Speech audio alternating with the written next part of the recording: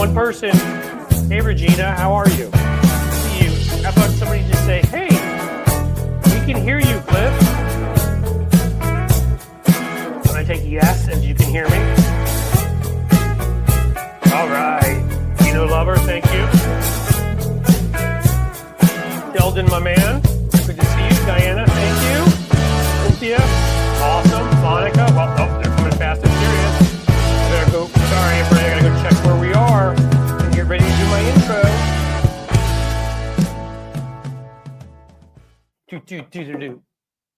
Hey, welcome back, guys. I am, as usual, coming to you from the Queen City, the Radio City. And we have much to discuss today. We're gonna have Bill Corbett on a little bit later, who is amazing comedian, Mystery Science Theater 3000. You got to know that. I've done a lot of other stuff. It's actually coming on in about 10, 15 minutes, and we're going to have a blast. Hello to you, too. I got from Deborah Cordette from, is that Central Oregon? We like folks from all over. Please, by the way, guys, subscribe to the channel. I'll tell you that right away. Please join the Patreon or YouTube membership. We're revamping that. It's going to be awesome. And, you know, let's be involved here more. There's going to be a lot going on. This is going to be growing. We're even adding one or two contributors, people whose names I think you've heard of. There's fun afoot. Before we get to the fun, though, we got to get to the jacks, as in the jack-offs. I don't know. I may have demonetized myself already. I don't care. I was going to do a rant today on how much butt Democrats are kicking, and they are, from Jim McGovern to John Fetterman to Dan Goldman, but I feel like I can save that for some of my videos. Today, I want to talk about a very specific species that exists out there. They're known as billionaires, and they mostly suck. They mostly are responsible for the fact that we do not have universal health care, that we don't have universal family medical leave. Some of them are responsible for the fact that Trump is kowtowing to Putin. They are a danger to our country. I think it was Justice Louis Brandeis, who I believe it was Brandeis, who once said, you can either have vast disparities in wealth or a democracy. You can't have both.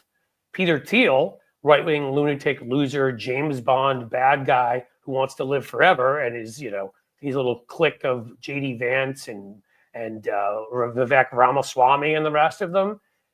Yeah, that guy, he's talked about capitalism and democracy as being incompatible. So he would choose capitalism. That's who we're dealing with. The vast majority of them on the Republican side, something like 40 of them, I believe, gave more money than the whole rest of everybody else did to Republicans through small donations.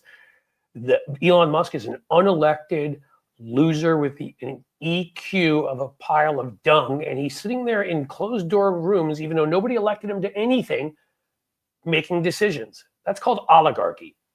And that's where we've been headed. Ever since the Reagan years, we're like, oh, you know, let's cut that top tax rate from the 70s to the 20s. Let's start looking at efficiency. The University of Chicago Business School said, and efficiency to them was monopolies. Here's what we need to do. Now, look, I'm going to start by saying there are a couple of billionaires that support our side. George Soros, who's, of course, always ripped apart by them because he's a fun one to have anti-Semitic conspiracy theories about. But Warren Buffett, Mark Cuban, who I happen to actually know, who's terrific. Michael Bloomberg, not with us on everything, but we wouldn't be where we are on guns, and we're a lot better than we were 20 years ago, and choice and climate, and he fights for immigration. Okay, and I'm always going to point out there are exceptions, but most billionaires suck, and they're a failure of our policy. People shouldn't be amassing 20, 50, $100 billion for this country. Little wimps like Jeff Bezos, who today just said, oh, I think Trump's going to be great for us. I'm glad we didn't endorse. Yeah. My response to that is raise his tax rate, his top tax rate. Let's say anything he makes above, I don't know, 50 million a year. We slap a 90% tax rate on. And then on top of that, let's break his frickin' company into about 1,000 little pieces. How many local bookstores have been put out of business? How many people has he destroyed with what he's done? They don't care about anything. They are bad for us in every single way. They distort and destroy our economy. They take most of the money out of it, sits in foreign bank accounts. Maybe I buy a yacht here and there. They're not buying products. The people that would be out there buying don't have the funds to do it because these guys are sitting on a huge amount of wealth that's in banks and invested with foreign dictators and who knows, laundered by drug cartels. And no, I'm not saying anybody specifically, but the fact of the matter is that they're working with some of the worst people in the world, and they always do, and they always defend them. Elon Musk reflexively defending China because he needs to sell Teslas. His crappy car that blows up, the one he turned into something called a Cybertruck that literally looks like a toaster turned upside down on wheels. Whoever the hell's spending $100,000 on that piece of crap.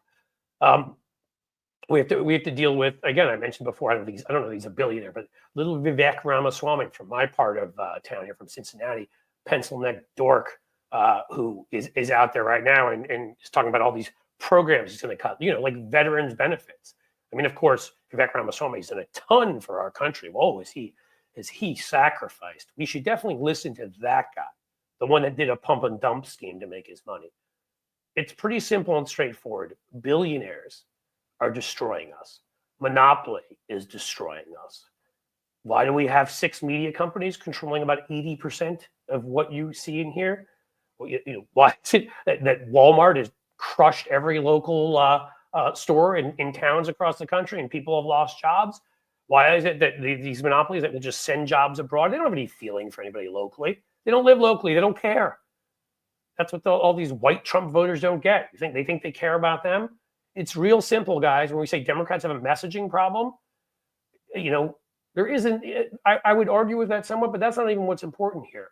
They bring up trans. You bring up Elon Musk jumping in the air like he's Tom Cruise on a Today Show couch, sitting in a back room somewhere with his negative EQ, negotiating deals and doing God knows what for our government when nobody elected him.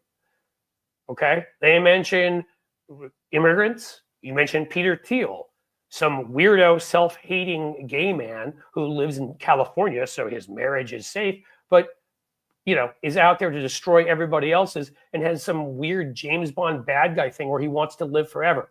You want to wonder who those experiments get done on and whose money is going to be used for that? Yeah, he wants to create cybernetics so he can live forever. Honestly, his ever having lived at all was to the detriment of society. And no, I'm not advocating violence. I'm just saying, world where he never existed, I think we would have been better off.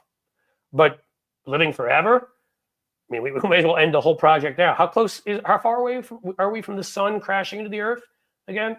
Because, I think I choose that over him. I can repeat myself over and over again, but Democrats should have a message. FDR once stood up and said, I invite their hatred.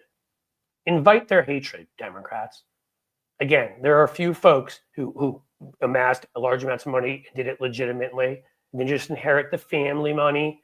The Uihleins here who did a package company want to come and tell everybody women how to control their bodies and whatever.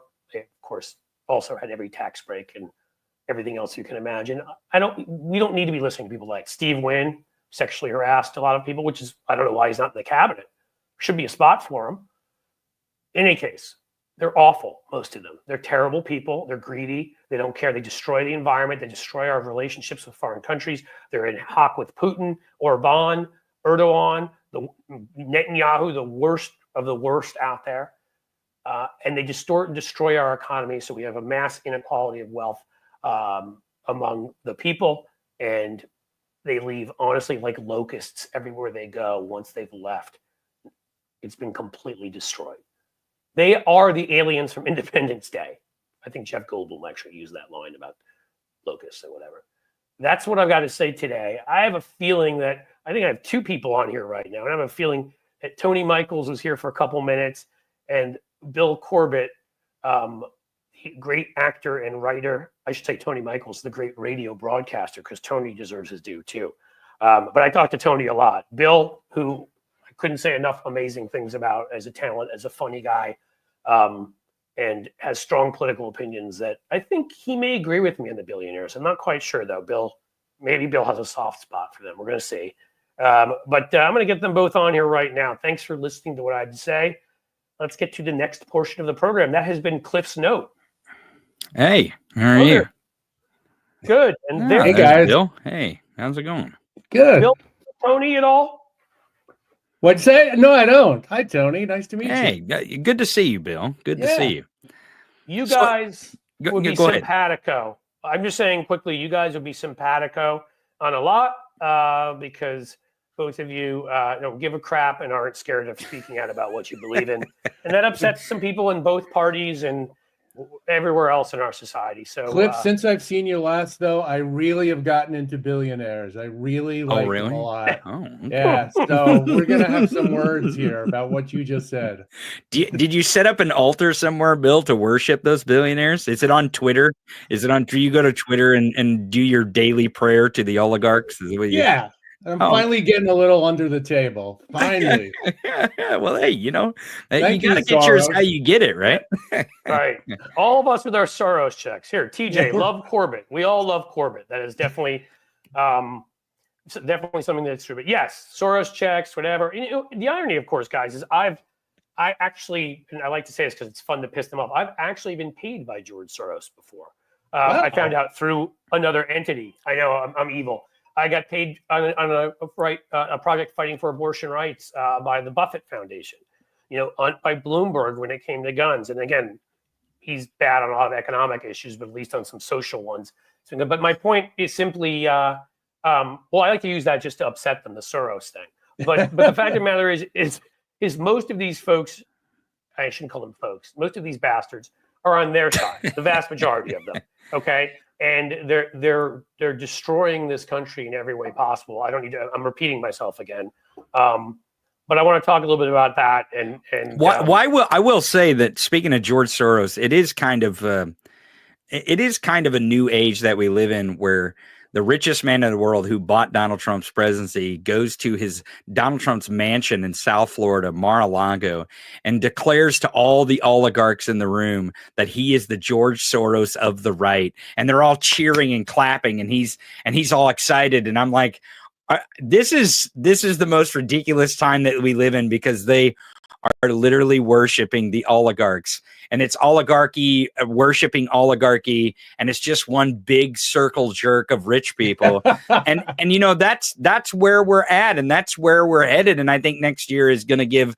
a pretty good image to the working class in this country. What happens when you give the monopoly the entire government? Mm-hmm. Well said. I think that's absolutely right. And I think the point I was bringing up before about Soros is, it's not that they haven't put money into anything, but they paid me to do actual consulting projects. Right. They didn't sit there like these jackwads on the right and just pump money into, hey, why don't you, Project Veritas or whoever you're, go out there and just cause trouble. Here's a couple mil. Here, Ben Shapiro, I guess you didn't get as good of I was going to make a Jewish joke. I can get away with it. Like, I guess you didn't get as good of an inheritance from grandma as you needed. So we'll pay for your Facebook ads to take your little, again, this is a guy, I'm going to say it again and again. I steal this line from Deadpool.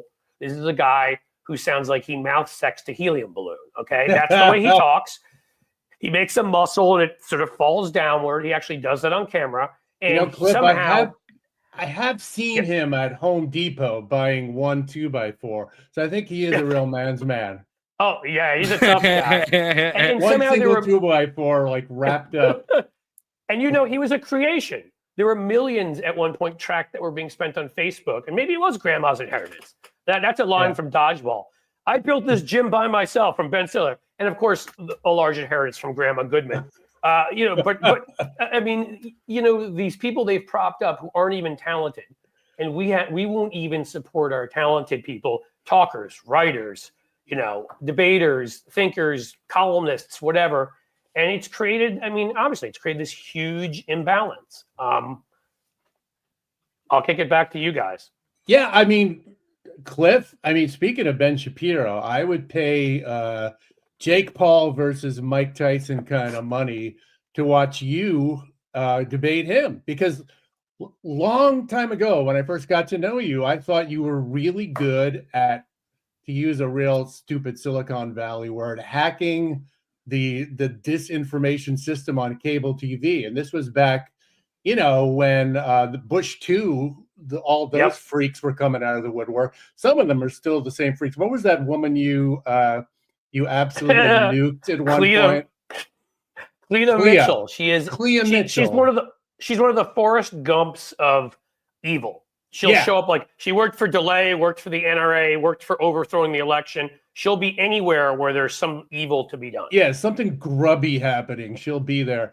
I thought you were really good at hacking what they did because liberals are so polite. Like they would get like a Washington Post columnist. I can't Eugene Robinson, very nice guy, good writer, but just like he's a writer. And he wouldn't like put up his dukes when he would be on one of those, talking heads panels. And then one day I saw you on TV doing that, not letting them interrupt you, interrupting them, absolutely short-circuiting their whole method of doing it. And that's what Shapiro relies on. He just keeps yammering at you like a little, chihuahua.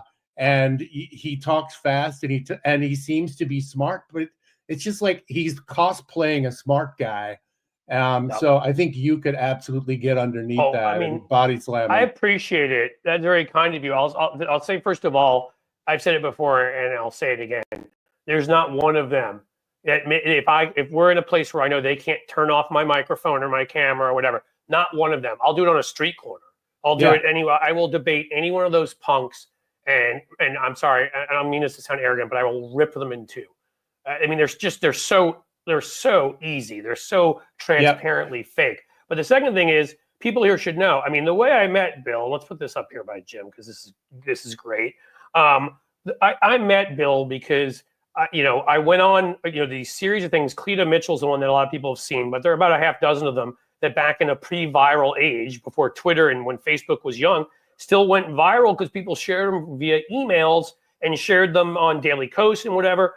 And to make this quick, because I don't need to talk about myself a lot. It's more how I met you. Go ahead. Somebody was like, be a happy warrior, be like Cliff, go on there, rip them apart. This is how you do it. And I wanted to find that person because I didn't know who it was. It's like if one of you folks in the comment section here, and I just wanted to thank them. And so I sent a thank you to Bill. He was under a pseudonym. And I had no idea. And then I found out who he was and like, oh my God, I love you on Mystery Science Theater too. So now, that was a huge compliment coming from somebody who obviously knows how to communicate and make people laugh. And yes, I mean, again, they of course did, it's funny in the time right now because we just heard about what went on with David Frum on MSNBC, and they banned me after that for a while because that was the MSNBC where they had Tucker Carlson still on the show and they still had Alan Keyes. The human punching bag. Yes. Remember Michael Horowitz, that crazy radio host who is like a lunatic who would go. Yeah.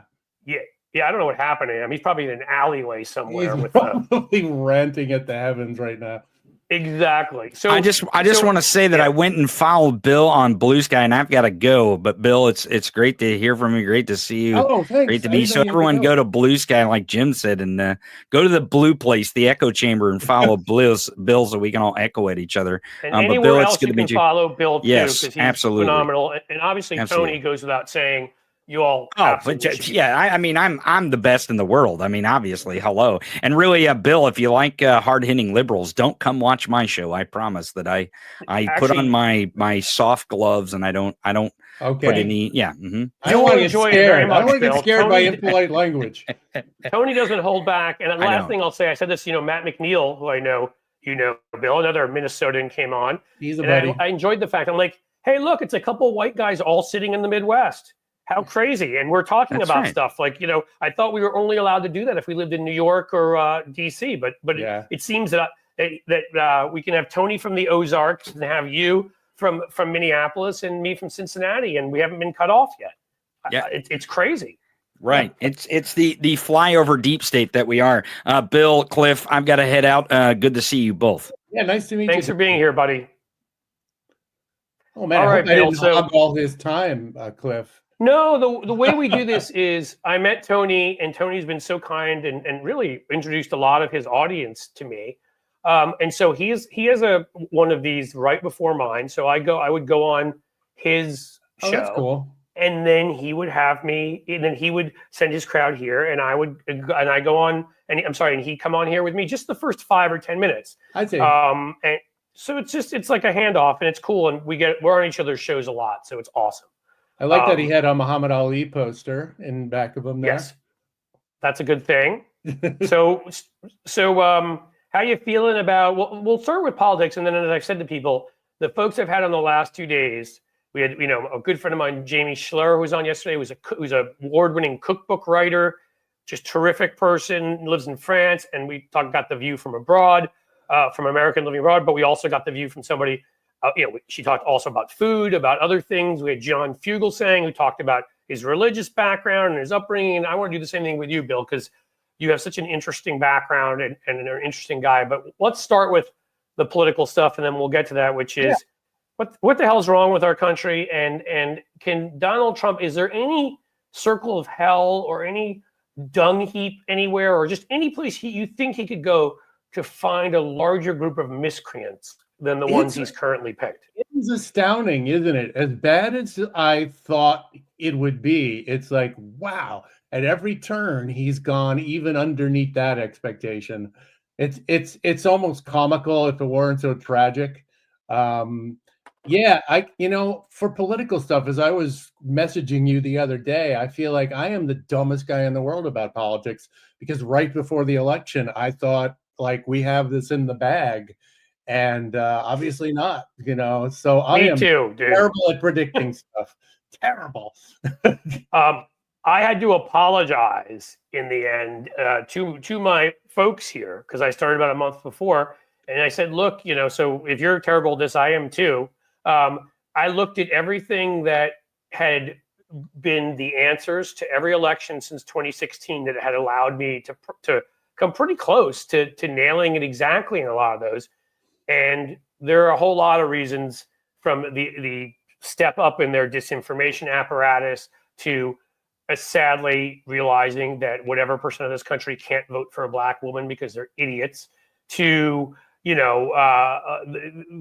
fact that she had to do it all in 90 days and didn't have a full time to campaign. I mean, there are a lot of things, and incumbents lost across.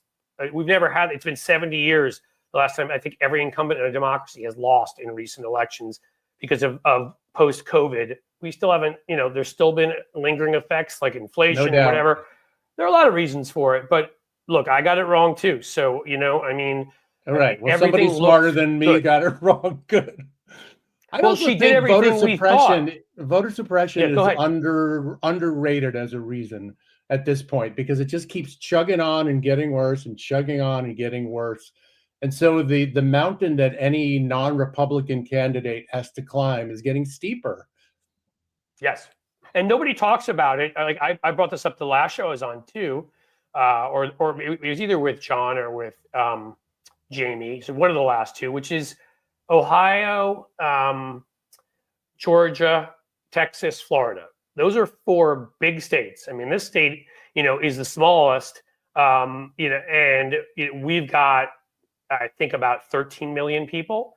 Mm-hmm. And you have secretaries of state sitting there and saying, well, you didn't vote 2 elections in a row, so I'm purging you from the voting rolls. And so when it comes to, we're not even talking now about, what they do to create big lines and not give enough voting booths, and what they do, when Russia's calling in bomb threats and all the rest, but just in basic taking people off the rolls and making sure their votes don't count. I got to believe between these 4 states, I mean, we're talking about a total of at least 500,000 voters that we're losing. And my guess is it's a lot more than that. Yeah. And I think all the people who have run into that brick wall over the years are not going back, because it's all right, well, the system is rigged against me. Yep.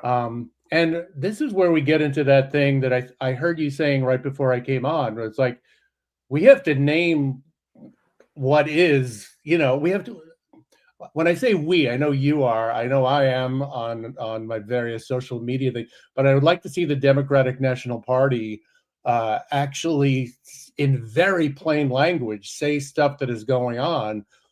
You don't hear much about, them cheating in that word. They are cheating, and they let people like liars like Trump come along and use those words and grab them for himself. And just, as many people have pointed out over the years, absolute projection, and accuse others of what you're doing. And I think Democrats, if they just hit on a couple of simple messages like that, it would at least help. Like, they are trying to cheat you. They don't want you to vote. They don't want you to vote. and I think that would have an impact in a way that more lawyerly language lacks. Put it that way. Oh, again, and that's why I wish we would consult you. I talked to John Fugelsang the other day, because here we have this sort of group cash collection, whatever you'd like to call it, of people that are so creatively talented in places like Hollywood, on Broadway, in creating theater, in creating sort of moments, spectacle. And we don't use, we for the most part don't use them. Instead, we use these same, 10 consultants in DC who write the same crap. And I've told people before, the only reason why I got the opportunity to write ads for Biden in 2020 is because of COVID, because nobody could travel.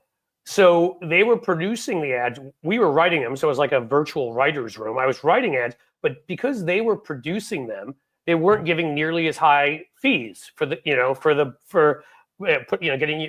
the ads. And so all these guys in DC, all these people didn't want to do it, because God forbid they make less than a couple $1 million and so I did it, and they still paid me what I thought was a very handsome amount of money. Yeah. And to me, Ohio it is because, money. right, as I say, in Ohio here, it allows me to buy enough dogs and cats to eat for at least 3 weeks. And that's what's important. You're the one who was doing it. Damn it. I was eating the dogs. I was eating the cat. Okay. But I mean, that's the thing is that we should be listening to people that are Hollywood writers and producers. I always point out, like, we have these two key groups: Hollywood writers and trial lawyers. And trial lawyers, the whole thing is creating a story for a jury, is telling people, here's a story, a very simple story, like you'd read in a comic book. These are the good guys. These are the bad guys. The bad guys did this to harm all of us. The good guys are doing this to help us. I mean, it really is that simple, and are on your side. And that's what you're saying is, I mean, why we haven't turned their billionaire oligarch, we should probably just call them oligarchs, their oligarch class, into something negative. I mean, I'm sorry, if the people on our side who are wealthy, who are Democrats, get offended, they ought to look back to what I said during my opening talk with FDR. FDR was wealthy. Mm-hmm. And he came from a wealthy family, and he still stood up and said, bring it on. I want you to hate me because I'm going to help regular people. John Kennedy wanted to help regular people, came from a wealthy family. I'm not saying nobody can be wealthy and be empathetic, but what you can't do if you're wealthy is get offended when we talk about billionaires who are mostly just the most awful people in the world, and monopolies that are destroying us. Yeah. So why won't Democrats do that? And that's what they need to do. And you know what? I'm going to keep doing it. So I guess maybe I'll be a lonely voice, and maybe I'll end up with a placard out in the corner somewhere talking about the apocalypse coming. But I'm doing it, Bill. I look forward to seeing you on a street corner in a greasy raincoat. The end is nigh. Weird. I don't know why at some point the Democrats, and I suspect it is related to the financial stuff and the financialization of everything, and the Democratic Leadership Council and that whole movement, the third way, that they have decided that being seen as fighters, actually naming enemies, is a bad thing, that it's better to be seen as virtuous people who want to work in a bipartisan way. And I swear to God, if I have to hear the word bipartisan one more time, I'm going to put a fist through the wall. And it's not to say that is not some, horrible thing in the abstract. But in reality, when you have one side bragging about how bipartisan they are, and Chuck Schumer saying, like, well, we hope to do things with our Republican friends, and the other friend is saying, I will eat your baby's heart, basically day in and day out. It makes Democrats seem, I hate to say it, sorry, Tim Waltz, but weird, to borrow his word. It makes them seem weird that they are letting themselves be beat up by these people, and untrustworthy, because I don't trust a person who doesn't fight back after they are repeatedly pounding me in the face, or them. You know what I mean, though? It's like, it's just not. Of course I do. It's not a stance that most Americans recognize as a reasonable or trustworthy person. Like, they can't even fight for themselves. They're not going to fight for me, I think we all look at it that way. I mean, I sit there and, it's funny. I mean, you brought up those TV debates I did and other things I've done like that. Writing, which I try to bring some of that into my writing.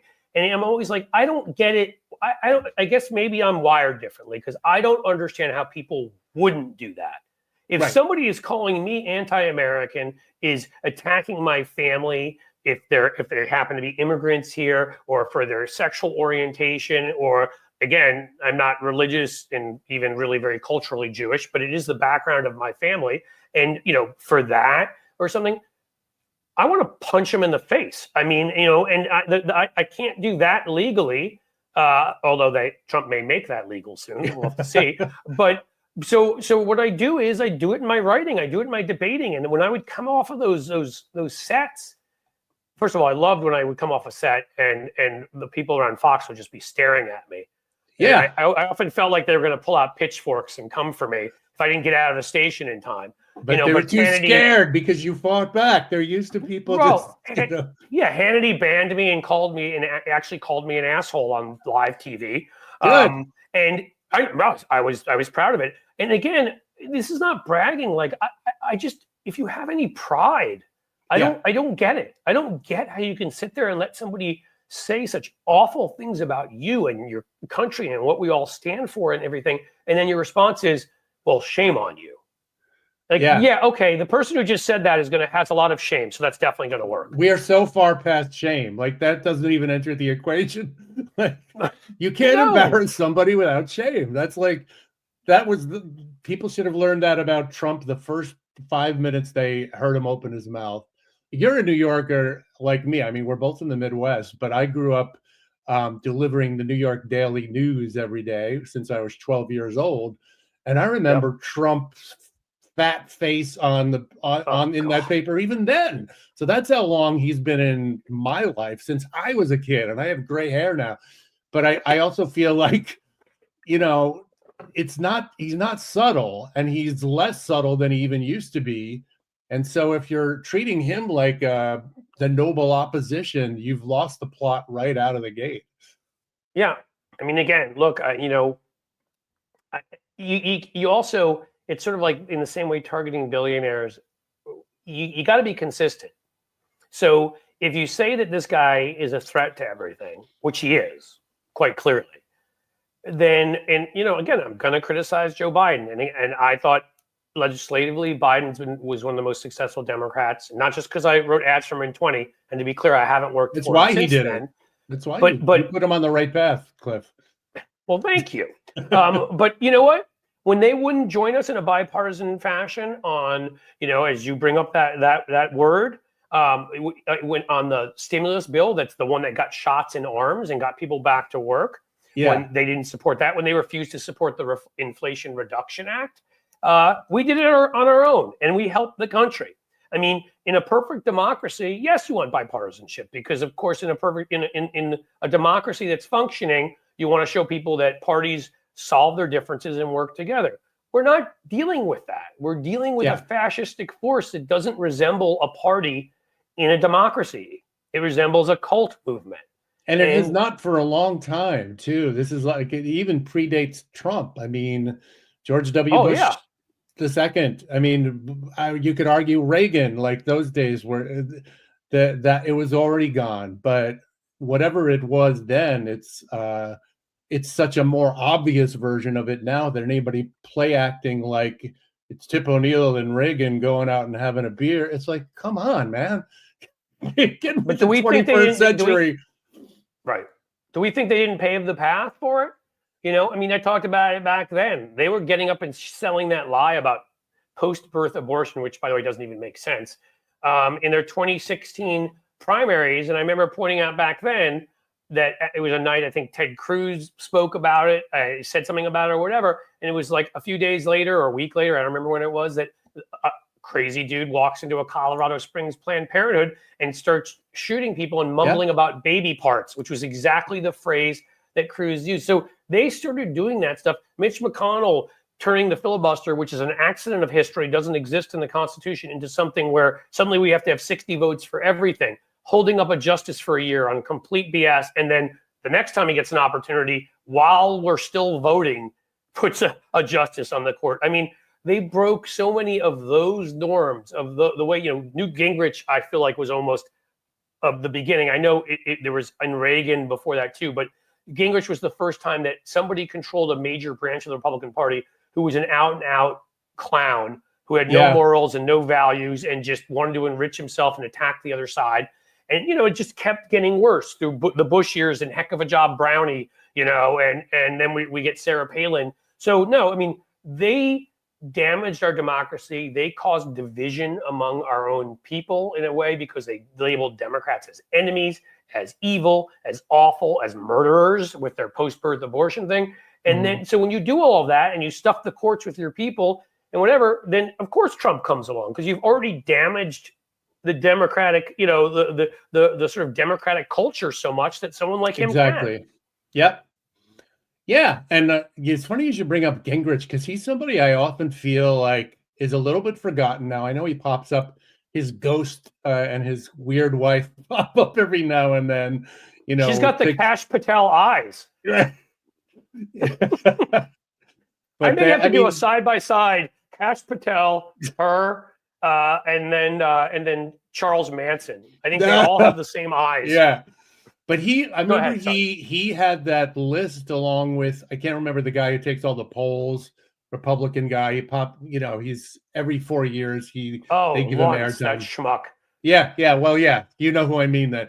But he and Gingrich came up with the list of words you should use in describing liberals. And it was the worst stuff in the world. This was sick, evil, twisted, treasonous, Yeah. And went again, on folks, and on this was and an on. earlier time when our representatives didn't refer to each other that way. Right. Exactly.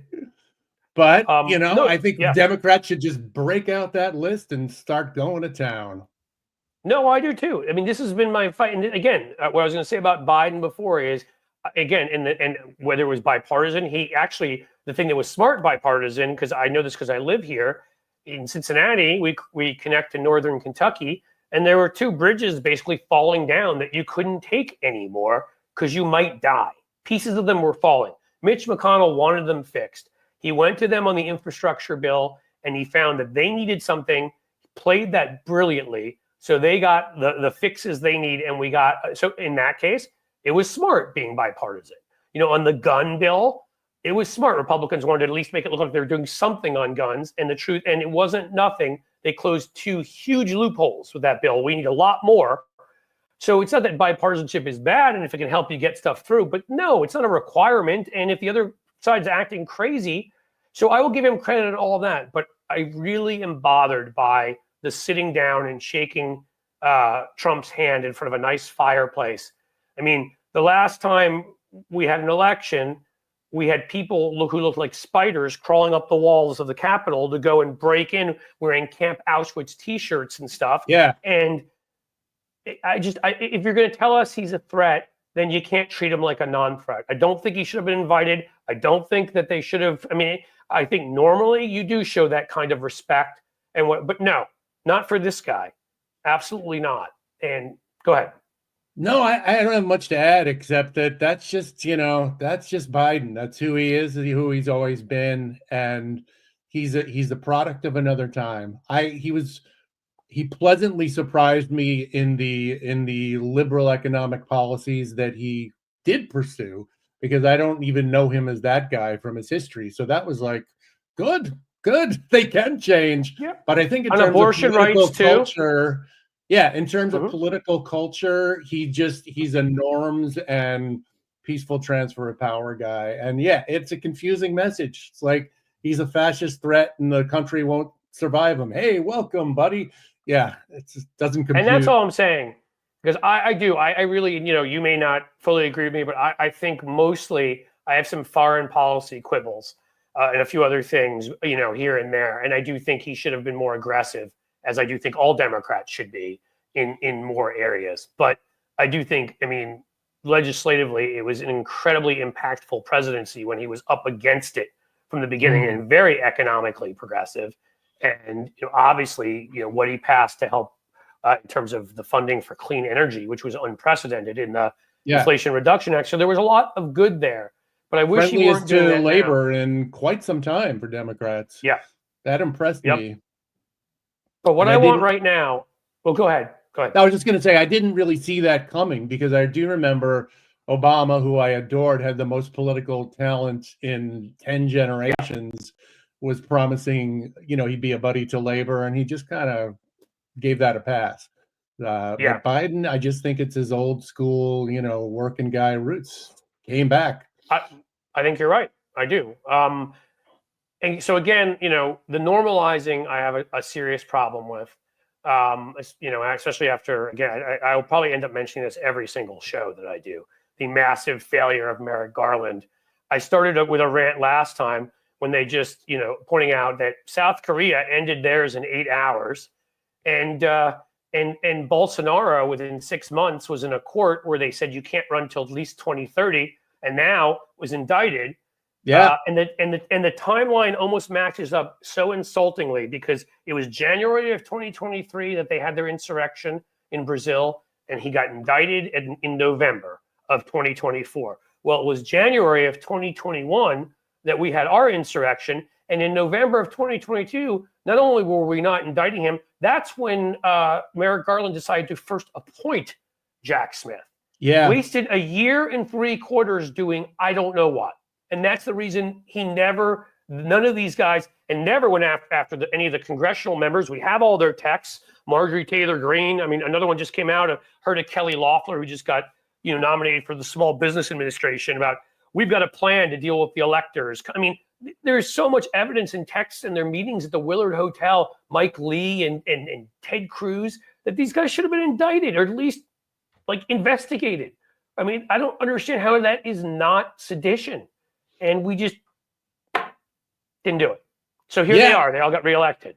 They're all back, and it's unimaginable, and yet here we are. I kind of feel like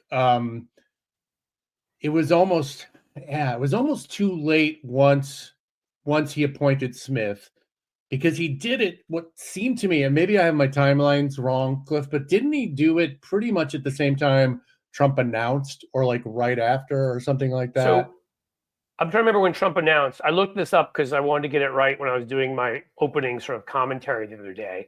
And it was November, I want to say 18th. So it seemed like he purposely, because we don't want to look political. And again, this is the thing with the Democratic Party.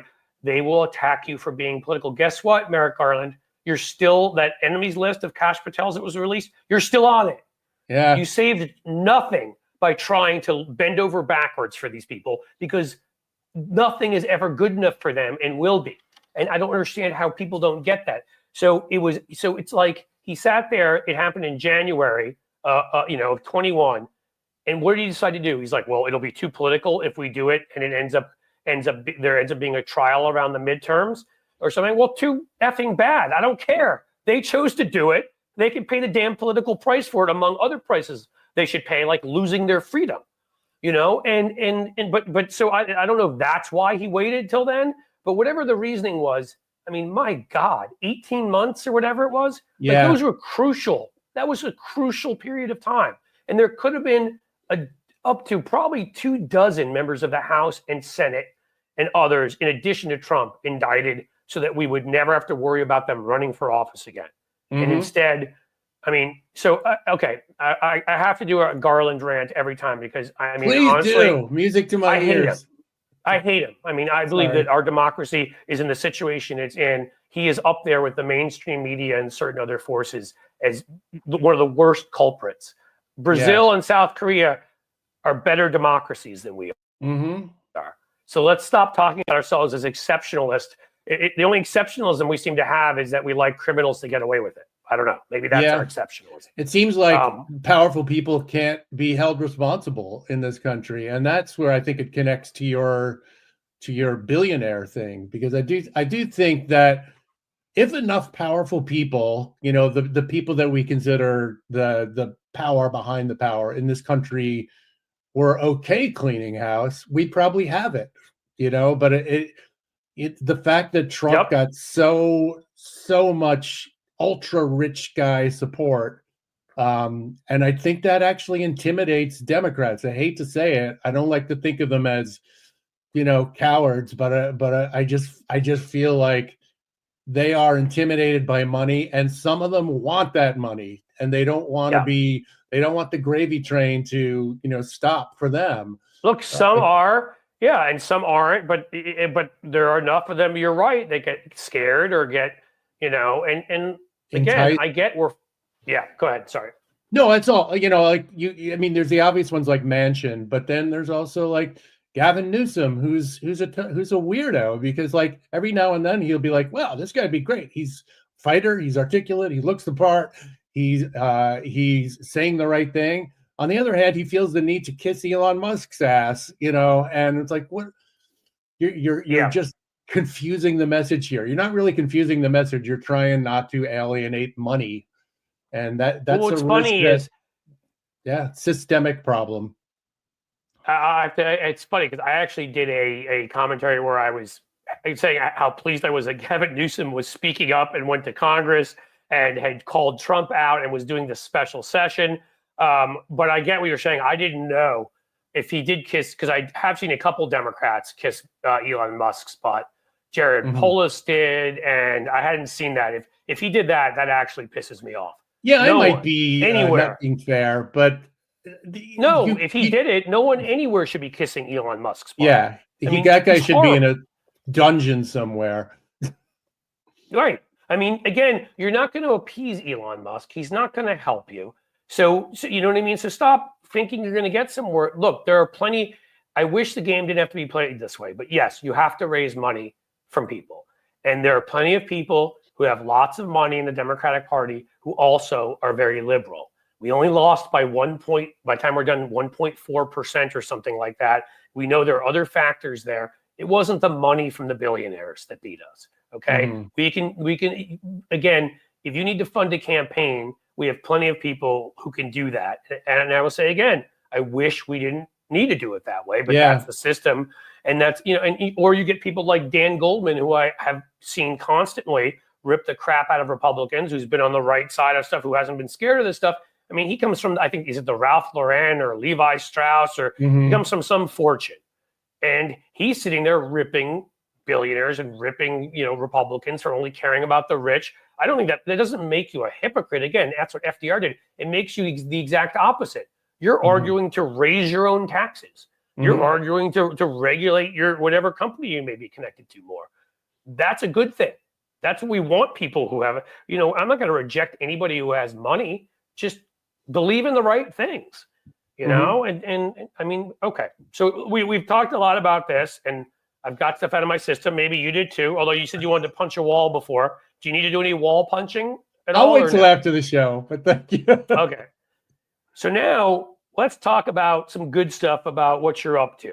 Yeah. Tell everybody here, because a lot of people who right away were like, "Oh, I love mysteries," MSTK3, MSTK3. I'm getting it. There's too many letters in there. MST3K. Sorry. There you go. And like, which I did, I always have, and I don't know why I always get that wrong, but riff racks and a lot of other stuff you've been up to. So talk to us about what you're doing, and then maybe we'll talk about your background a little bit and like how you got into all this fun stuff. Yeah, I grew up in Brooklyn, like I said before. It's so funny. We're talking about two guys in the Midwest. You're like a Manhattan kid. Yankees fan. Yeah, and I started out mostly like in theater and comedy. And I moved here to Minneapolis just for like 1 year at the time, because I got like a writing fellowship through a place called the Playwright Center. And it was like the only offer I had coming out of grad school. So I came here and I thought I would. Where did you go to grad school? I went to Yale Drama School. Oh my God. Yeah, I know. Look at wow. Yeah. You and DeSantis at Yale, huh? I'm just kidding with you. Yeah. Oh yeah. We were good buddies. We were good. Dude, listen, I went to Penn, and the two worst humans in the world went there, Elon Musk and Donald Trump. So I can't say anything about anybody. There's a lot of worst humans who came out of Yale. I mean, my God. I mean, even vice presidential couch boy, whose name I cannot remember. The couch guy. Yeah. Couch humper. Yeah, sure. Yeah. Can't order donuts. Yeah. Straight from the holler to the halls of Yale. That's right. Yeah. Right. but yeah, I came out here and I thought I would see the land of Prince, and mostly I knew it for Prince, honestly, and a little bit for Prairie Home Companion, which I did not quite get.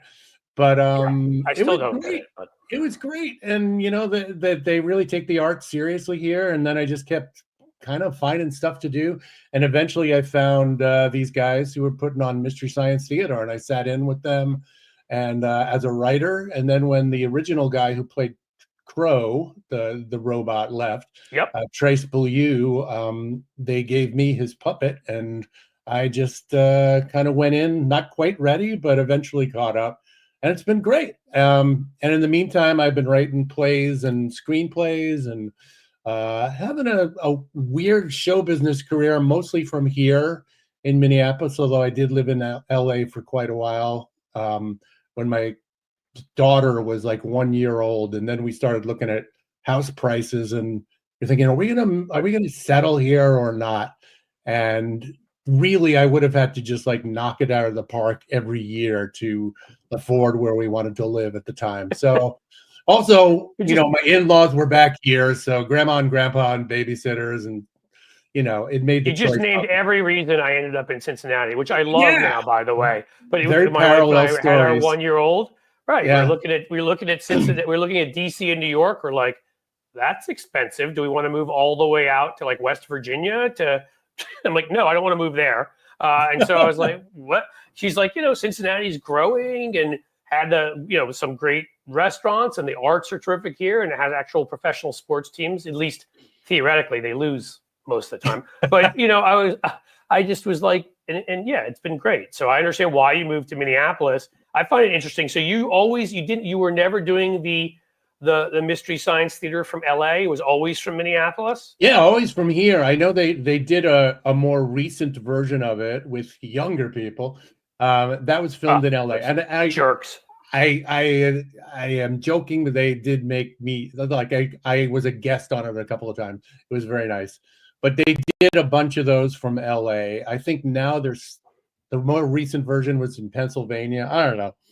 But yeah, the original show started here, and that's where I did it. And it's very, very not typical to have something grow that way. It just happened to be. Well, I was going to ask that.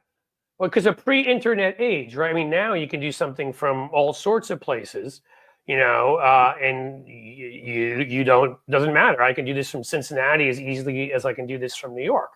But back then, you know, so the challenges of distribution.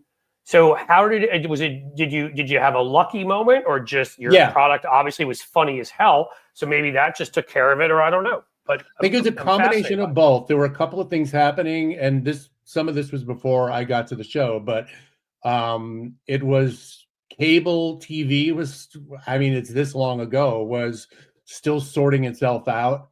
And there was two channels called the Comedy Channel and the Ha Ha Channel that came together and formed what eventually would be Comedy Central. And what, you know, this was they should have kept it named the Ha Ha Channel. I like Ha Ha Channel. Sounds like a bad strip mall comedy club. The Ha Ha Club.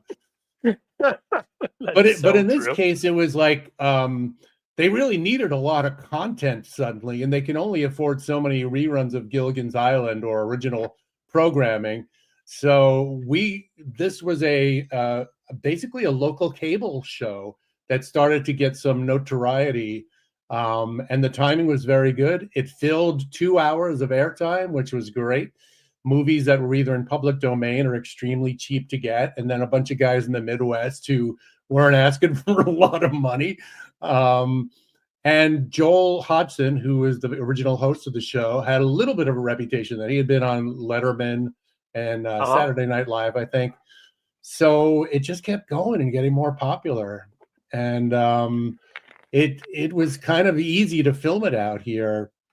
And we were far enough away that we didn't get that many like notes from producers and stuff. And they didn't annoy the crap out of you, huh? Out of sight, out of mind. You know, it's gonna just keep sending us those 2 hours of puppety fun, and we'll leave you alone. The other thing was, like you said, the internet was starting right about the same time. So like it was a very nerd appreciated show, to say, I don't know how else to say it. And they were the guys who like started and knew the internet, so they were spreading the word. And yeah, a lot of early message boards about the show. So it was God, really it's such my level of comedy. really good timing. Like, you guys just sitting there making obnoxious remarks and sarcastic, or I mean, like, I could do that all day if somebody would pay me to do that, like as me or as a puppet or whatever the hell. I mean, like, I would just sit there sometimes. I think I'm trying to remember when it would come on. You know, I think it was it would have been Comedy Central at the time, but maybe it was something else. That it was. It eventually I don't know, moved to the Sci-Fi Channel, which was that's which what it was. was. So it would come on like at night or something. I want to say, or something like that, or maybe I'm wrong. But whatever all it was, different time zones at different times. I was free whenever it was. I think it was when I was in college, right? And so I would just sit there, and you know, I was often at times partaking in certain products that weren't necessarily quite legal, but now are. Yay! And other products that were legal then, you know, like tequila, that are legal now. And I just would have, I mean, watching that, it was like my house. There were like 4 of us my senior year lived in this house, and we would just sit there. And man, you guys, it was awesome. Honestly, college students kept us going for a while, I think. I bet, right? So you did that, and you wrote a movie that Eddie Murphy was in. Yeah. Come on, let's talk about it. How did that happen? That happened because I wrote a script, and then I asked my buddy, who is more of a Hollywood guy, Rob Greenberg is his name, and if you Google him, you can see he has a ton of credits. But he was writing on Frasier, the Kelsey Grammer, beloved Kelsey Grammer vehicle at the time. And I said, I think I need a partner in this because I don't know my way around Hollywood as well, and you have a good sense of structure and all that. So he became co-writer, and we sold it. We just sold it outright, which is rare. And that's outstanding, because you hear all those stories of the piles of scripts. Because, you know, it's been an aspiration. I mean, I feel like I've now written, you know, ads, direct mail, emails, you know, to raise money. I've written, I mean, I had a column of the Daily Beast, and then one of the Guardian for a while. I wrote a book or whatever. And I've always felt like I'm I want to write something for TV or, you know, or Hollywood. But the issue is always, can I take that kind of time for something that I feel like has a 2% chance of ever seeing the light of day? You know what I mean? And whereas if I want to write poetry or songs, which I do sometimes too, I don't care, because I can do that in 10 minutes. Yeah. If it never sees the light of day, it never sees the light of day. But you know, I think I may have told you that before. I got out of graduate school, a communications program in public policy and all of that. And I went through this moment because I'd been writing for this thing called the Follies, these comedy shows at our school. And a bunch of my friends were like, dude, just move out to Hollywood. You know, that's what you want to do. And I swear, if I didn't have like the Jewish mother and grandmother and whatever, were like, don't you dare, you have this education and, you know, blah, blah, blah, blah. So it was like, I was going to move to DC or Hollywood, a big moment in my life. And I went with what the education was. I swear to God, I asked myself, should I go to Hollywood for ugly people or Washington for dumb people? Hollywood. I think sometimes that LA would have been more of my speed, but you know, I would have enjoyed that. You know, it's a beast of a town. It's hard to do anything. I mean, you know, all of the things that didn't get produced over the years that I wrote are really what I feel sometimes more than. So Rob and I sold this thing, and it was called Starship Dave at the time. That's the title we sold it under. I don't like the title change, honestly. I think it takes away a little of the fun. But yeah, and the first person they were going for was a guy named Steve Carell. And I had not heard of him at the time. That's how long ago it was. Like, but he just got The Office or something like that. But Eddie Murphy eventually signed on and changed studios, and he did a great job. The script changes over the time. It got into the hands of some other writers. I don't think it's a great movie, but I enjoyed it, the experience. I'm grateful for it. I thought it was pretty funny. Bought a house. Kids like it. it became more of a kids movie because the guys who produced Elf were involved, and they tried to make it more like Elf, and you can see that in the kid suddenly had like a little companion kid, but it was great fun. I'm very grateful for it. Right after that, Riff Track started, which is my friends Mike Nelson and Kevin Murphy, and so I've been doing mostly that ever since. But I'm getting back into the screenwriting world now. And so you're working on scripts? I am working on something with a different friend of mine. It's more of a thriller mystery thing, and that's going out soon. See what they think. Fingers crossed. Well, that's awesome. You Yeah. know, I discovered, I didn't know this. So a friend of mine looked it up the other day. I don't know why I never bothered that I have an IMDb because I was hired. So this was a film that was winning awards at, like it was going to, on the film festival circuit, winning awards. It was about, you know, people coming together. It starts off as a movie. There's somebody who's going to be a terrorist, but it has a plot about people learning to get along and everything. And I was recommended to them because they didn't feel like it was getting enough PR. They felt like it would have a message beyond the general audience that specifically would hit like the liberal political world. And so I started off, you know, promoting, and then there were some changes made, and I gave them a couple lines, which they liked, and a few other things. And they ended up naming me an executive, was it executive producer? Something like that. Harry Lennox was in it. You know who Harry Lennox from The Blacklist? Yeah. And so he was the star attached to it.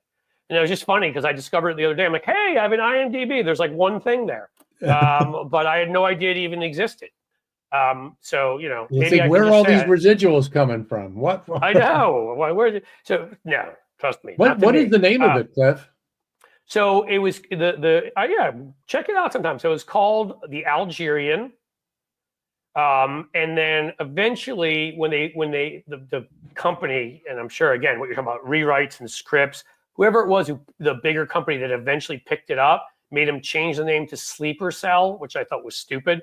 I thought I mean, anybody can say Sleeper Cell. The Algerian, I thought had something more interesting to it. And around 2015 or so is when is when it came out. And it actually went to about 30 or 40 movie theaters in cities around the country. So I know not some huge, you know, whatever, but the fact that we were in a number of towns and movie theaters, and that was kind of just being a part of that. Yeah. You know, was, you know, be able to show up to the premiere and all of that. That was all new for me, you know, and it was a fun experience just to be a part of. So neat. Who knows? Maybe go ahead. No, that's all I was gonna say. That's really cool. Yeah. So who knows? Maybe if I do find time sometime, and I'll sit and try to. I have an idea for something that I've wanted to bang out for a long time. It's sort of like it'd be like a Book of Mormon type thing, making fun of the gun nuts. It would have a lot of comedy in it, but and I've got ideas for where certain parts of it would go, but we'll see if I ever get around to it. Yeah. Do it. So yeah, I know I got to do it. So you're doing riff racks, and thank you guys. Yes, Patreon. We love Patreon, and go there, folks, and be kind, and then I can do more of this. Yeah, more of these interviews with big stars like Bill Corbett. No, by the way, bigger. You got to get bigger than me. Get Mark Hamill on here. You know, I know him from way back, and I remember that. But the handlers at some point took over. He's gotten on Stephanie Miller's show, so clearly the handlers will allow him to do some things. Maybe they don't like me. I don't know. But I was trying for a while, and like they, especially when his sort of rebirth, when he was in the new set of movies came out, and there was a lot more demand for him. They were like, stay away from Cliff. Yeah. So yeah, he got one more layer of handlers after that. Yeah. So, you know, but I do have some, I think I've said it to some of the audience where I've got, I actually do have, Mark Cuban has agreed to come on, which should be interesting. That's Maybe awesome. I'll talk to him about billionaires, and we'll see his, but I got, Phil Collin, who's been a friend for a long time. We were on a radio show together, the guitarist for Def Leppard. Will be not Phil Collins, Phil Collin. Okay. Ending with an N. He's the longtime guitarist of Def Leppard. I'm a rock and roll kind of guy. And then I recently worked on this project fighting what ended up becoming an ethnic cleansing of sorts, horrible, by Azerbaijan. Putin gave them the go-ahead of this Armenian enclave. And I got to work with Serge Tankian, who's the lead singer of System of a Down, a metal band. And so, those are some people. Cliff, are you a metalhead? I am everything. Yeah, if it's got like a ass-kicking guitar and drums, I love it. Wow. But to me, that can be anything from, like, I love Springsteen. I love U2. I've seen them all. I went out to the Sphere to see U2. I saw Springsteen multiple times, including in Jersey. So yes, I make it over to metal, but it's like everything in between, from grunge to some, I don't know if you'd call it sort of alternative rock and roll, like Green Day. Like there's a lot in between there. But yes, I like my music with an ass-kicking guitar riff, a lead singer with a lot of range in their voice, and who can screech, and some really good drums. So that encompasses a lot. Because I'll still go back to like the Who and the Stones and stuff I love from the 60s too. So it's a broad array, but there's going to be definitely a lot of rock and roll kind of stuff going on the show here, because I love it. That's awesome. Just like with you, like comedy I love. So I want to broaden the what we do here. So, all right. Well, thank you, Sheldon. All right. We got a super chat for another great guest. Yes. See, my great guests help me get super chats. Well, you mean Bill, you don't even try it. I've met this guy in person, folks, and he tries to act like he's just a regular guy, but the brilliance is in the air. No. Hey, I know who you got to get Frank Conniff on. You know Frank? I don't actually. If you know him, and you can introduce me. He's good buddies with John Fugelsang, because they used to do that that show for right. Was it VH1? Yeah. Yeah. No. Not VH1. Sorry, I'm looking for satellite radio. Sirius. Oh, yeah. Well, I just went on his show the other night. Well, it was funny. That same day he came on here 2 days ago, he suddenly texted me and was like, he does the 9 to 12 p.m. He's like, my 11:15 p.m. guest canceled. I'm like, John, I love you enough that I will come on at 11:15 and be exhausted the next day.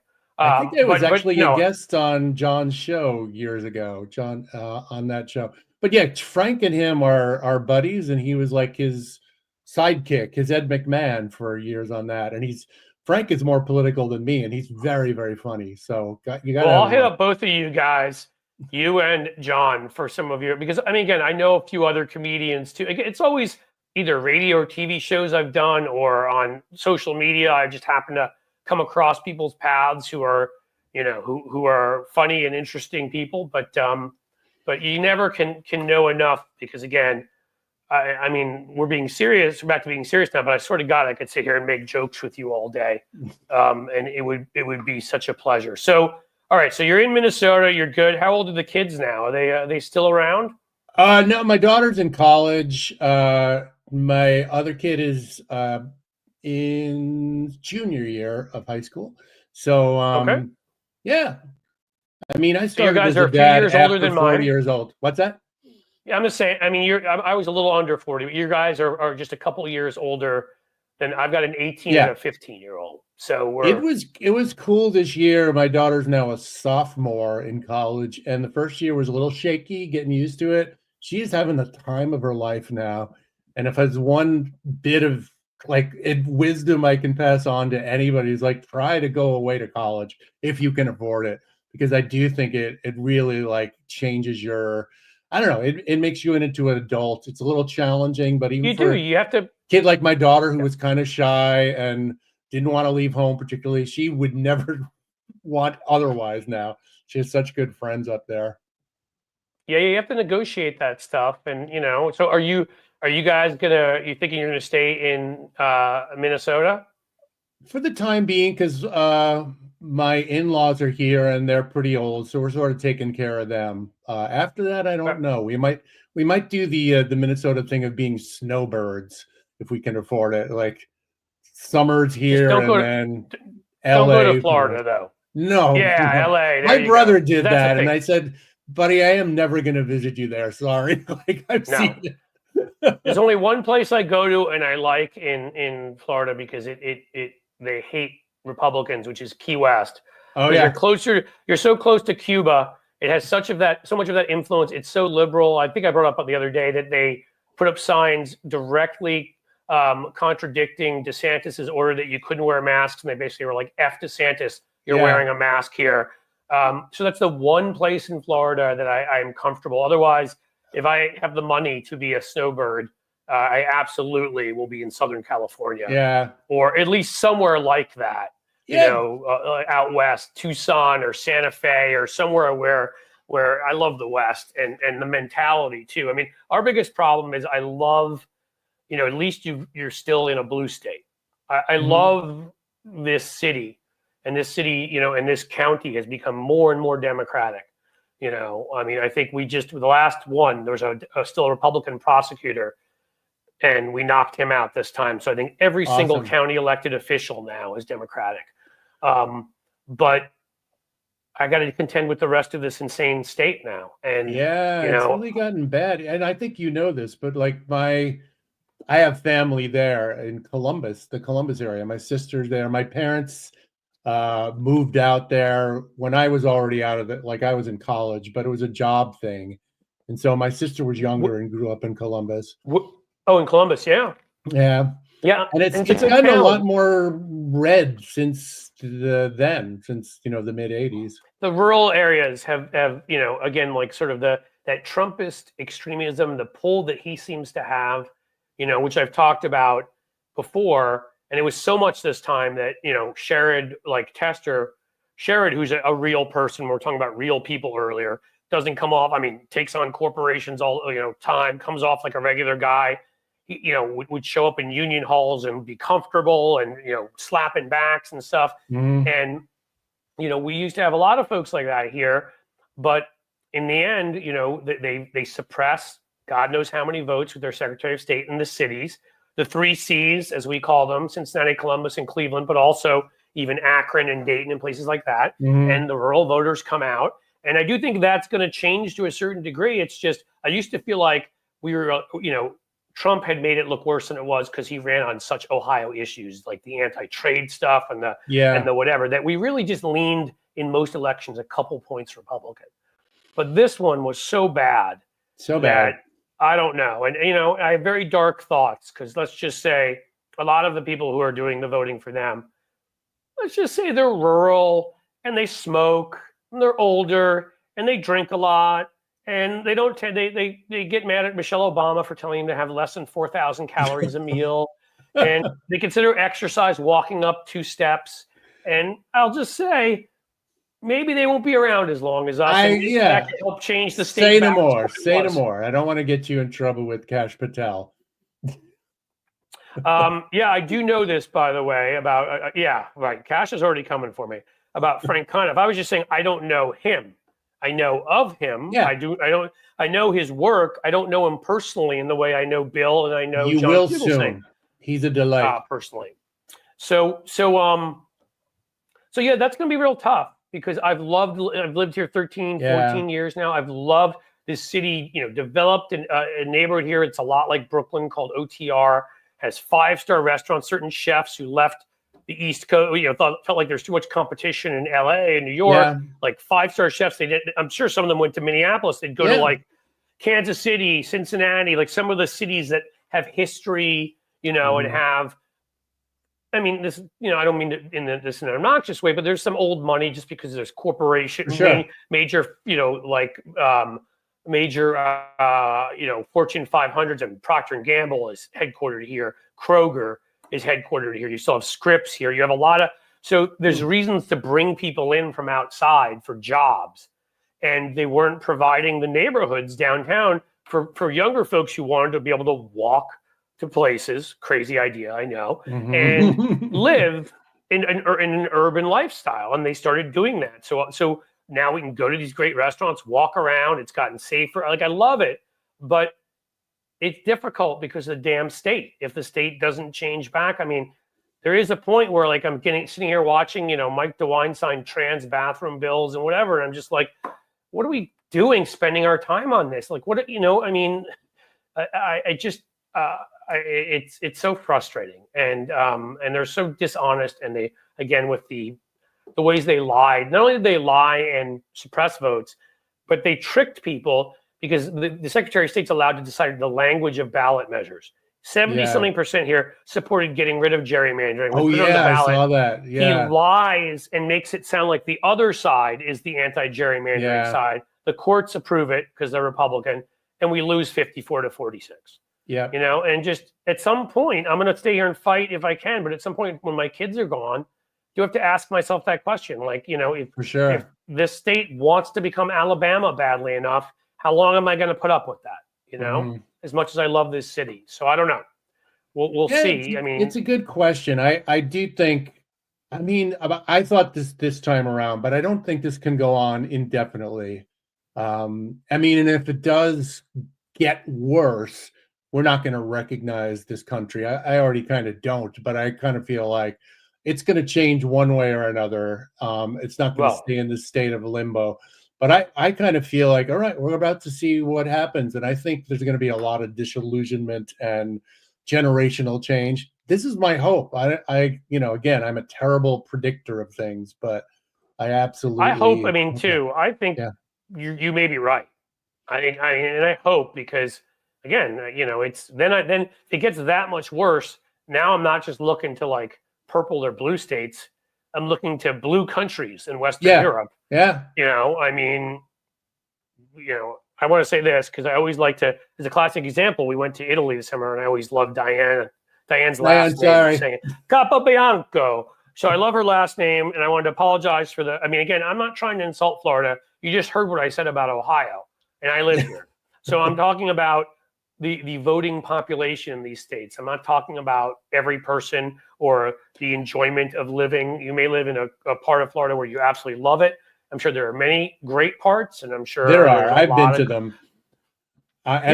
Sorry, Diane. I don't like to be that way, but anyway, I actually love the Carolinas, and I could consider retiring or semi-retiring as a snowbird there. I don't like the politics, but it also helps to remember that as much as any state seems like a red state, or for that matter, a blue state, that is not, we're not talking about 90 or 95% of the people ever.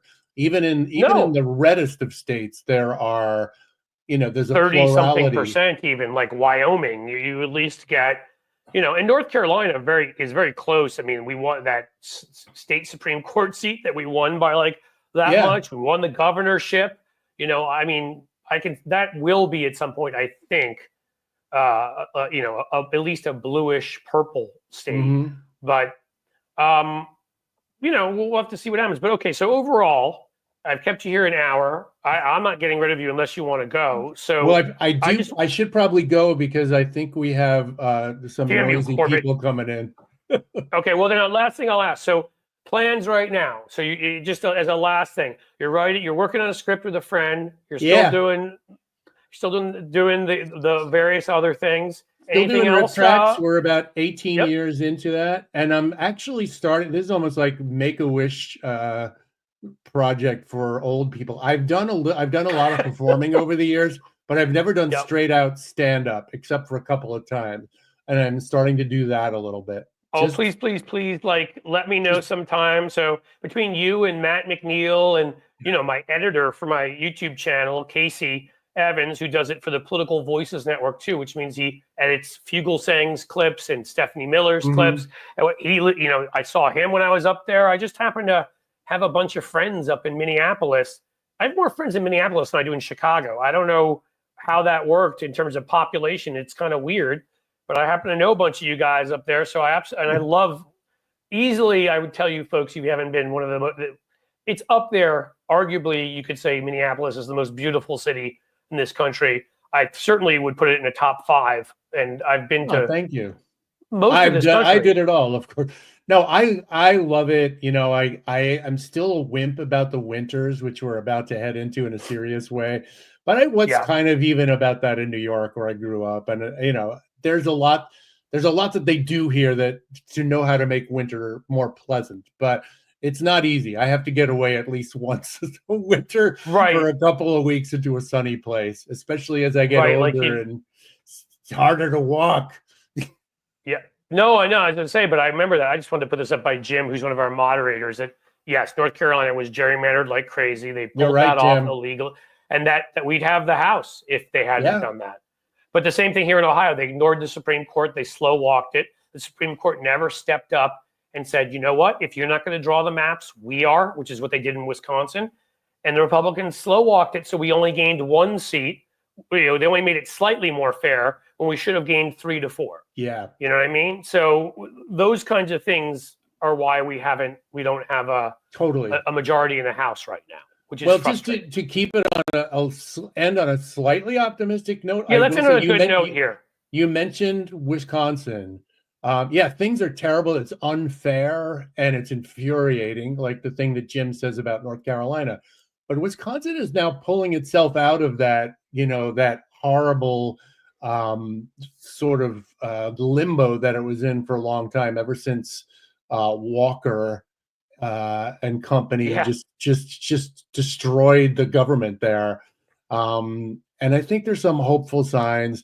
I'm not going to predict anything, of course, because I'm often wrong, but I do feel like if it's fought on enough fronts, it's going to the Trump front is going to collapse eventually, especially when they see that he's not going to do shit for them, honestly.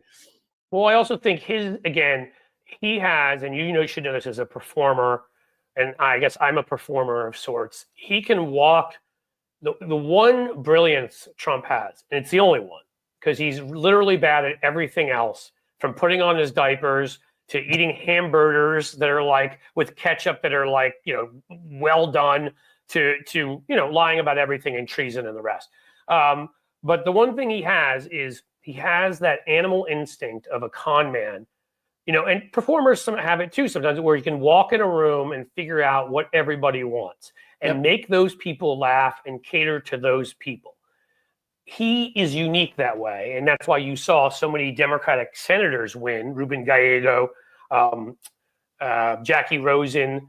The only states where we lost, with the exception of Pennsylvania, are ones where we were overwhelmed, where Trump won by so many points that some of the people then voted down ticket. So even if it was a 10-point drop, that still screwed us in Ohio and in Montana. But he has that, and he has the other two traits, whereas there are people that have that gift, but also aren't sociopaths. They have empathy. Yeah, and also, honestly, the 30 to 40 plus years of PR, spreading his image as a business genius, which nobody has, and so he's pushing 80. He'll tip over eventually, and then they won't have that. And then it's the list, because I'll give that list to you quickly. Yeah, Tom Cotton, Elon Musk, J.D. Vance, Ron DeSantis, Josh Hawley, Ted Cruz. I dare you to find anything that is positive charisma among that group. Charisma vacuums every one of them. Yes. They actually, it's like leech charisma from other people. It's like a black hole. It's like an event horizon, I would call it, of charisma. It's like we just watched Interstellar again the other night, me and my kid. It just sucks charisma, those guys. So I don't think they have anybody who can replicate what Trump's done. And I do think there is hope there. Listen, I'm going to let you go. I could talk to you forever. Thanks, Cliff. You are, what I think of you. You're an outstanding person and outstanding fighter for what you believe in, and funny as F. And thank you. I want to apologize. They demonetized me, so I have to not curse, which kills me. I'm sorry. I think I let go as one. Oh, no. You can let a few go. I try to be careful because if guests let a few go, but there's like a limit. And, so the first few times I did this, every other word, because that's me as a New Yorker. So I figure I try to save them up for times when I get really pissed and I need to say it. Good idea. But you're awesome. You're great. Be in touch, please. Thanks, Cliff. How about that? All right. Good luck. I'll put you in touch with Frank. Bye-bye. Bye. Take care. All right, guys. I hope you enjoyed that. I really, this has been a week. We've had John Fugelsang, Jamie Schler, and now Bill Corbett, who are three of the nicest human beings that I've met doing what I do. And that's honesty. I mean, again, there may be 20 or 25 of them, but for every 20 or 25 who are that nice, there's like 1,000 that are not. So he is funny and fantastic, and what a great guy. Yeah, thank you, Deborah. I mean, that's the thing, and I'm really glad that you guys are all into this. I've told you again, this channel will be based around politics, but for my sanity right now, but also just because I'm interested in what makes people tick. It's why I try to get to know you guys. Don't worry, Deborah, if you missed Jamie, we rebroadcast it twice, and you can go to the channel. You can go to just my channel, Cliffs_Edge at Cliffs_Edge, and click on live, and you can rebroadcast there. You're by yourself. We've rebroadcast it in general. You can watch any of the ones. And Jamie was on Bill and John this week for an hour, so you can catch plenty of. They're just, I almost feel like maybe it's a stronger feeling right now because on a grand stage we're seeing so many terrible people. Or honestly, it's almost like a bingo game or roulette. Let's roll and see what terrible traits we can come with. Sexual assaulter. All right. Oh, look, you shared some secrets with the Iranians. Oh, look at that. You committed financial impropriety and stole money from your company. You sound like a good Secretary of Homeland Security, and that seems to be the way we're doing it.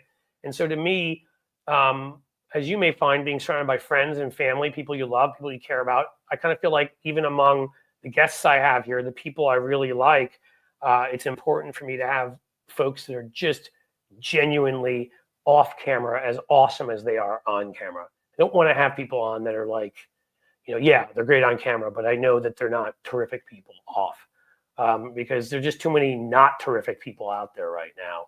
They're being thrown in our faces. And so I definitely want to do this. This was a little shorter than others. So if you guys have questions, it is a basket of deplorables, Cynthia. Let me put this up here by Jim. And then I'm going to tell you, just so you guys know, again, I'm so excited. I'm talking a little bit later today to the admin I'm going to add, who's going to make sure that we keep our TikTok channel up and moving, because that's not been going. That this channel, we're taking our live streams and we're cutting my original rants into 5-minute videos, that we're getting shorts out of it, good conversations. So we've got even a lot more content. So that I am on time with things, especially I've said many times how guilty I feel about that the membership stuff has not been kept up to date. And I've promised you all it will, and now it finally will, because that's going to be her first priority. She's amazing. Is to make sure that we are getting in there and getting people. We're going to sort of, I think, streamline it and make it so you'll know, and set it to the sort of where we were supposed to in terms of what it'll cost. Either $5 a month for this or whatever, and you'll get one thing or two things or three things. It'll be very straightforward. You'll know what you're getting, and I'll ask you guys to do that to support me doing this, because again, I want to do more of this, but like everything else, time and it needs to be something, and where we're bringing in enough revenue. Now, right now, the YouTube revenue's increased from ads, which is terrific. Where did I see? My friend Michael McAndrews here gave one of the most generous gifts I have ever seen to me last time, and that helps a huge amount. So really, any small amount, super stickers, super chats, becoming members is incredibly helpful. We're gonna have merch. I think hopefully you haven't all gotten your Christmas tree ornaments, because I have some great ideas for some ornaments that I think we may get rushed out there. And if you're like me and you're late on buying Christmas presents, maybe we can get some of those put together if I can get with my new admin quickly. But all the different ways we can bring revenue in here. Maybe we'll build more of a presence on Twitch. All of those things, because we, in Facebook, where we'll put videos up, because I've got to make it so that this is a financially viable model, and then I can put in the kind of time I'm putting in. And Michael McAndrews, keep on talking, Pink Floyd. Now you give me $10. You're too good for me, is what you are. I really appreciate that. And we'll see what we can do. But $3 is small, but goes a long way, is what Talia is saying. Yes. So I don't know if that means you're giving $3, but please do, because I can even, again, 3, 2, whatever. It adds up, lets me pay an admin so I can get some of those other things done so I can spend more time on here. And that's good. So I won't do the, we're not quite done, I don't think. I'm not going to do come on. But what I will do is, what do you got for me? What questions you got? Maggie Pie. Why aren't moderate conservatives speaking out? Some are. The problem is, most of the moderate conservatives have already, in some ways we don't look at them as moderate conservatives. They're Adam Kinzinger and Liz Cheney and people that have already, Jeff Flake, have already done it. The one that has spoken out in the Senate and said some things is Lisa Murkowski, who has stood up. Thank you for that, Deborah. That also, by the way, if you subscribe, guys, we are less than 1,400 subscriptions away from 100,000. They give me, YouTube decides I'm viable and gives me a marketing person to talk to. Now, let's hope it's not like just a phone number and they never answer. But if it's legit, that may help too. So even by subscribing, you could be really helpful. But in terms of moderate conservatives, there are former judges who have. A lot of them spoke out during the election. I've seen a bunch of them still saying things. I don't have necessarily new ones for you I can think of. But even Barr criticized Kash Patel when he was nominated. He spoke out. Bolton spoke out about Kash Patel. So some are. I don't even know you can't call them moderate conservatives. They're like right-wing kooks. But I'll put this up there from Jim because Jim has got it right. But yes, we can always use more, right? The more from everywhere that we can get. Again, this is why I've talked about and why I did give Gavin Newsom credit, because the power of knowing there's other people out there like you and who are willing to speak out. Somebody actually quoted the line that I'd said the other day, and they didn't take it from me. I think they just said it, which is courage is contagious. But you know what else? Cowardice is contagious too. And that's why we need people speaking out, because if you see other people doing it, and that's why what Newsom is doing is so important. And that's why I keep saying, Kathy Hochul in New York, maybe you're doing it, I don't know about it, but why aren't you? Why aren't you saying you're going to strengthen every state court you can? You're going to protect, every population, various minority populations, those who are suffering more economically. I did see Pritzker say something in Illinois, but I want to hear more from him too. We need these bastions of liberalism to step up. But it gets covered by local papers. This is PR. I want city councils doing it. I may go harass my Cincinnati City Council why they haven't put out a proclamation.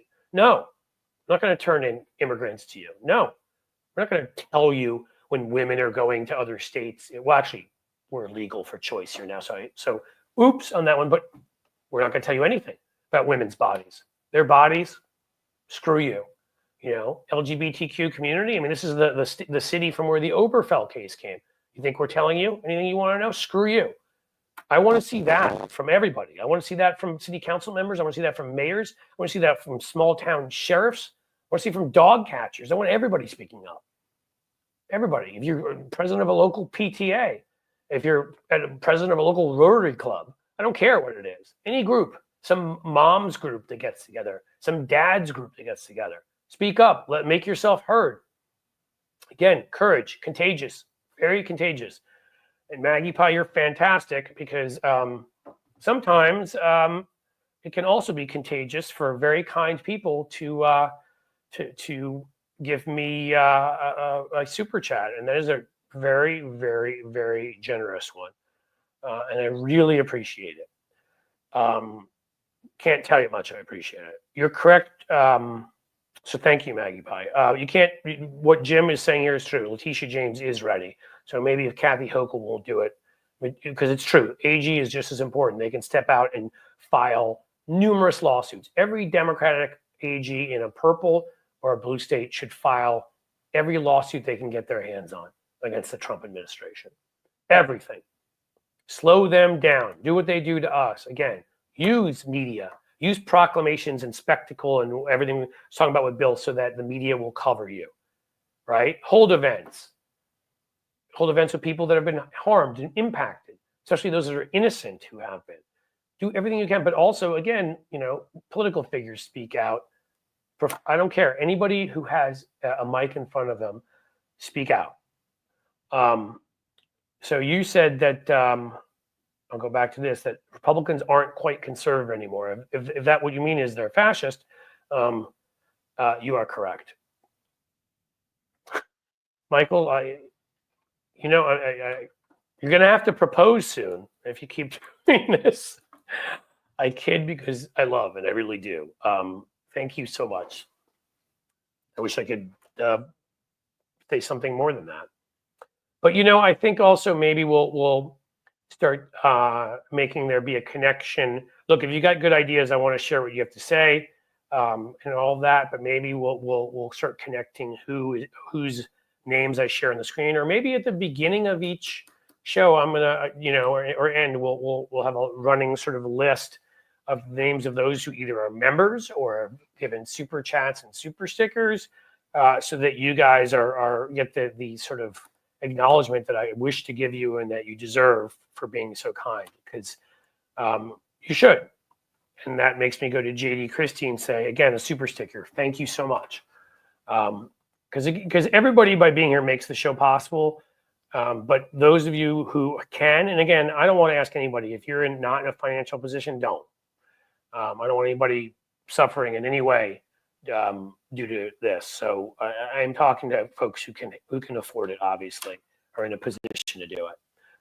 But everybody who's here makes the show possible. People who are able to and give make the show that much more possible, because this week now, it used to have the Wednesday show with no guest that I only did for an hour. We'll now have done 3 shows that'll approach 2 hours this week, all with what I consider, and you guys have said you consider, great guests. And so I want to keep that up. But it takes time, it takes effort, it takes me time to prepare my little monologue at the beginning, especially when I toss it 15 minutes ahead of time like today. I have to rewrite it. It takes time to get those guests to come on. And just to do this. So thank you, Starlene, about the message. And you called me Cliffy, which I like. It actually is, I've always taken it as a term of affection, and that I've shown people that I'm informal enough they feel comfortable calling me that. So courage is contagious is a incredibly important message. And it's even alliterative, you see? So use it. Because one person can make a difference. One great speech can change history. It has before, right? Think of them. Think of I Have a Dream. Think of Gettysburg Address. Think of a lot of ones less famous than those that have changed the local tide somewhere. I think Zelensky's done some of that when he just stood up and spoke out and they said, you can get free passage out of the country. He's like, I'm not leaving. Well, I was elected president. I'm not leaving my people here. Their fate will be my fate, and I will stay here and I will fight every step of the way for my country, my sovereign state. And I mean, Zelensky showing that kind of courage, I think it helped unify Ukraine to fight.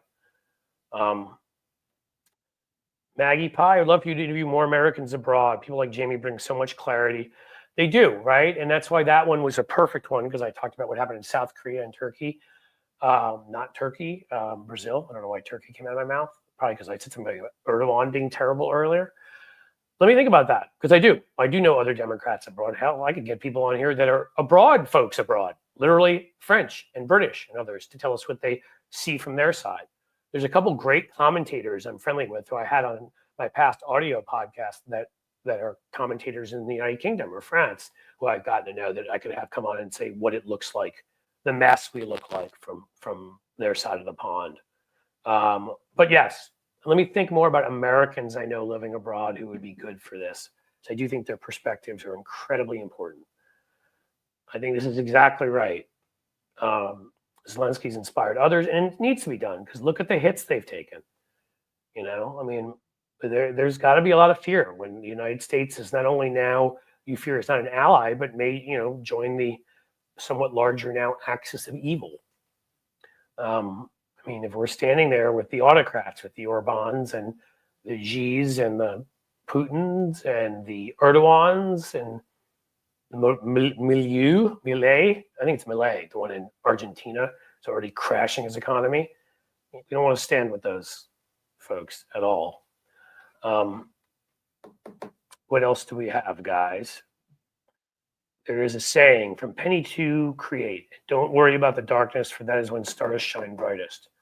It is a great saying. That was a great saying. Again, look for inspiration. And that's kind of my point about courage being contagious, because somebody can say something, one person can say something that influences everybody. But imagine now when all sorts of people get up. The theme of every great movie, right? I am Spartacus, or Captain my Captain, or think of all those times where one person is going to take the blame and everyone else stands up to be with them and support them. We need more comedians in leadership. Jesse James, I would agree with that. Zelensky has proven he can be serious when he needs to, but he can be funny. That's why you have the John Fugelsang's and Bill Corbett's. We have members of the House like that, again, strong as hell. And, you know, I've said Swalwell and Jasmine Crockett, people like that, who can be strong 1 second and then can be funny. Very effective. Very effective if you can mock them. All right, guys, I think that is about it. Michael McAndrews, maybe we'll read this last because it's important. I already know all good Americans and world leaders are appalled by Dumpy Stump and the Nazi-like nut jobs. Yeah, of course. I mean, I've been abroad before the election when Italians were fearful that we would do this. And I sadly told them, oh, we're probably going to be okay. I think it's fine. Screwed that one up. And I will be going abroad in the near future to France. And, you know, I can only imagine. I've got a good friend from when I studied over there, a French friend. So I can only imagine what he'll have to say. So that's it. Who's going to be my one new member? Who's going to do it? Who's going to do it? Don't make me take the goldfish out. Come on. Who's going to be my person? Who's coming with me? Who's coming with me? Who's coming with me? I don't want to get up and start dancing to show me the money. Actually, that's sort of the opposite of what I'm asking. I'm asking someone to in a generous way to come with me, not just to hand me a pile of money. So maybe that's the opposite. But who's coming with me? Am I going to have to leave here with nobody coming with me? Nobody? No new members? Not a one? Nobody wants to join Patreon? Nothing? You're gonna hurt me? It's all good, guys. You guys are awesome. Thank you for being here. Thank you for the kind words. I saw that Talia before had said the guest from France was so interesting. Jamie, yes, she was. Don't want to lose sight of that just because Bill was so interesting today. I think it was like, you know, the week we got 3, and Jamie was perfect in the middle because she did something different. I wanted the comedians to be on either end, and then in the middle, we got Jamie, who had a completely other interest in food and was fascinating. Please like and subscribe. Yes, thank you. Thank you so much. Kathleen Matthews, I got here late. That's okay. You can rewatch these. I will have Hal Sparks on. He is a busy dude, as you know, doing 47 streams a week. Not as easy. You know, Hal does like multiple streams, a radio show on Saturdays. He's got 2 rock bands. He's not what I would call a man with lots of leisure time on his hands. All right. So is anybody going to save me here, or am I going to have to leave with the goldfish? Do I have to leave with the goldfish? Anyone? You going to save me? One new member. That's all I ask. One new member. All right. I don't think we're going to get it. Thank you guys for watching. Thank you for supporting the guest. Thank you for supporting me. This will be rebroadcast, as I've told you, so for those who got here late, 9 o'clock tonight, 9 o'clock tomorrow morning. And then probably this show and the others at various points over the weekends, because I don't do a Friday show. But if some of you folks join, Diane just became a member at Patreon. I include that. That's perfect. Thank you. Or Diana, I'm sorry. That counts. Huge. And I promise you, be patient. Next week or 2, whole new world there. I can finally say that and say that with confidence because I've got somebody to help me do it. I will because with that Patreon, all the other things, then I can do special videos for you guys. We're definitely gonna start doing a couple extra videos for you, but maybe I can even add on either Monday or Friday a fourth stream. I'm not sure I have the ability to do that yet, but if there are enough members, enough super chats, I'm able to do that and do that for maybe just like more of a we just talk to each other session, 45 minutes or an hour. JD Christie, member for 2 months. Look at that. Awesome. Thank you. That's fantastic. So yeah, you know what, guys? I think it's a good way to end it because it's been awesome, and I want to leave on these good feelings. We're going to kick their butts. You saw what South Korea did in 8 hours. I'm going to push President Biden to put the damn ERA out there to get it published. Don't listen to any fake, Congress saying there's a time limit. Screw that. Not in the Constitution. And yes, 100,000 subscribers on YouTube is coming. I think I'm 1,350 shy last I looked, or something like that. Something like that. So go subscribe. Let's get there. You guys have been great. Have yourself a wonderful afternoon, an even better evening. And as the sun sets slowly in the west, I bid you a fond farewell, guys.